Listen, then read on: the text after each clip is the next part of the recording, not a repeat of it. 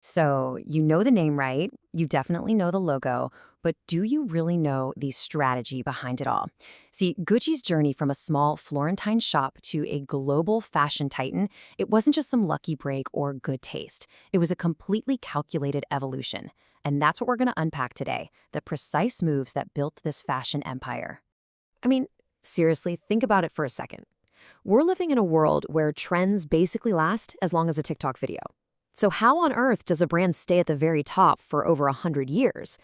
Gucci's story, it's so much more than just fashion. It's basically a playbook for how to last, you know? It's all about smart pivots and game-changing ideas. So let's dive in. Okay, so here's our game plan. We're going to start with their beginnings in leather, then see how a major shortage actually sparked some genius innovation.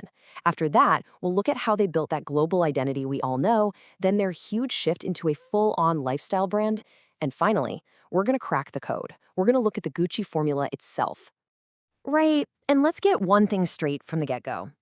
Gucci's growth, it wasn't an accident. Not even close. It was more like a series of perfectly played chess moves. I mean, every new product, every little shift in direction, it was all a calculated response to what customers wanted, what the market was doing, and this just relentless drive to always be one step ahead of the game. Okay, so let's hit rewind and go way back to where it all started. We're talking Florence, Italy, 1921, and this isn't just, a date on a timeline. This is where the actual DNA of Gucci, that obsession with incredible luxury and craftsmanship, was literally forged. So this timeline is basically our roadmap. You can see the whole story laid out, right? You've got the foundation in the 20s, then this forced innovation in the 40s. The 60s is all about creating that global identity, and then boom, the huge pivot to a lifestyle brand from the 70s onward. And you'll see how each one of these eras just builds on the one before it. So in the very beginning, Gucci was all about travel.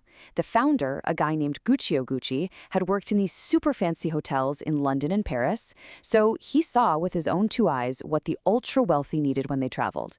They needed luggage that wasn't just beautiful, but tough as nails. And he was also super smart to tap into the whole equestrian world, another huge symbol of the elite. And honestly, this was a brilliant, brilliant market choice. He didn't just spot a trend, this rise in luxury travel. No, he fused that trend with his city's absolute greatest asset, the incredible unmatched skill of Florence's leather artisans. That one move, right there, instantly set Gucci up as the benchmark for quality and that iconic Italian craft. Every great story has that moment of crisis, right? That big obstacle. Well, for Gucci, it came during World War II. And this challenge, it really could have been the end of the brand. But instead, it actually forced one of its most important and famous innovations ever. So, picture this. It's wartime. And leather, the very heart and soul of the Gucci brand, is suddenly almost impossible to get because of sanctions. Production is just grinding to a halt. So what do you do? What do you do when the one material your entire business is built on just vanishes? Well, you adapt. You have to. Gucci's artisans just scrambled, trying out all sorts of different materials. But the real genius move, the real masterstroke, discovering bamboo. I mean, it was everywhere, it was surprisingly strong, and you could heat it up and mold it into this totally unique handle. This is like the perfect example of how a massive, crippling problem led directly to the birth of an absolute icon, the bamboo handle bag. And it's still a huge status symbol today. Okay, so now we're moving into the post-war boom. Gucci has this fresh reputation for being super creative under pressure, and they're totally ready to go global. But here's the thing. If you want to go global, you need a language that everyone everywhere understands. And that language is visual. The world was really changing at this point. Luxury wasn't just for these epic trips anymore. People wanted a little piece of that luxury for their everyday lives. Handbags, wallets, belts, those became the new status symbols. And Gucci, they saw this shift happening and they just went all in. So first things first, they needed a symbol of authenticity. That's when the double G logo was born. And it wasn't just some cool-looking design. It was meant to be a stamp, representing the founder, Guccio Gucci himself. It was like a personal promise of quality and heritage. Next up, they dug into their own history. That famous red-green stripe? Well, that came directly from the traditional webbed strap you'd find on a horse's saddle. Just a simple, elegant detail, but it instantly tied every new thing they made right back to their fancy equestrian roots. And then the finishing touch, the horse bit. Literally a piece of hardware taken right off a horse's bridle, and it became another one of their unmistakable signatures. So when you put all three of those things together, the double G logo, the stripe, and the horse bit, you get this incredibly powerful visual code. It's what made Gucci instantly recognizable no matter where you were in the world. All right, this brings us to what was maybe Gucci's biggest leap of all, the massive transformation from just a high-end accessories brand into a full-blown lifestyle empire. We're talking about a world where you could literally be dressed in Gucci from head to toe. And you can really see that transformation laid out here. The focus completely pivoted away from just durable travel stuff to being all about trend-setting fashion. The product line just exploded.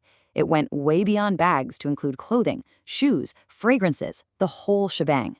And the brand's identity itself shifted from just pure old-world craft to something a bit more accessible, something more in tune with what was happening right now. So flash forward to today, and Gucci is basically a complete ecosystem of luxury. It's not just about owning that one iconic bag anymore. No, it's about being able to immerse yourself in the entire Gucci world.